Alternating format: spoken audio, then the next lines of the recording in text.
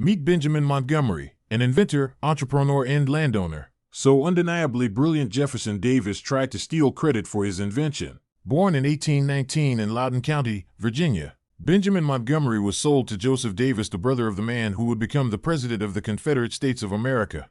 Secretly learned to read and write by observing the Davis children during their lessons. Montgomery's talents weren't unnoticed. Joseph put him in charge of the plantation's general store. He negotiated deals, managed inventory, and built relationships with wholesalers in Natchez and New Orleans. Though Davis profited, Montgomery used this role to establish his own line of credit. Preparing for freedom. In the late 1850s, Montgomery invented a steamboat propeller for shallow waters, able to transform Southern commerce. But as an enslaved man, he was denied a patent because he wasn't considered a U.S. citizen. Even worse, Joseph and Jefferson Davis attempted to patent the invention themselves, but were rejected because they weren't the true inventors. After emancipation, Joseph Davis sold the Davis Bend plantation to Montgomery for $300,000. Through a loan with yearly interest payments, Montgomery's thriving store and cotton profits funded the purchase. He invited freed slaves to join a self-sufficient community, advertising in the Vicksburg Daily Times. He was appointed Justice of the Peace for Davis Bend, becoming the first Black American to hold public office in Mississippi.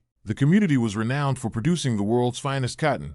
After thriving for 10 years, catastrophic floods destroyed crops and cut off markets. Unable to pay the loan, the land reverted to the Davis family per the terms. Jefferson Davis, now a disgraced ex-Confederate leader, exploited a legal technicality to erase Montgomery's legacy. He argued Joseph, now deceased, had leased the land, not sold it, contradicting the 1866 sale documents. As a result, Montgomery passed with his place in history maliciously removed. However, he paved the way for his son Isaiah, who founded Mound Bayou in 1887, a fully autonomous black town free from white creditors. Thank you, subscribers, for helping us teach Black history as American history year-round.